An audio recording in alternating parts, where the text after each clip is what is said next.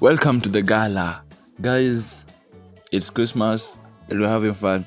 We're celebrating. I had a thought of doing a different art piece, but it being Christmas crossed my mind and I decided to do this Santa Claus art piece and show you how I come up with it.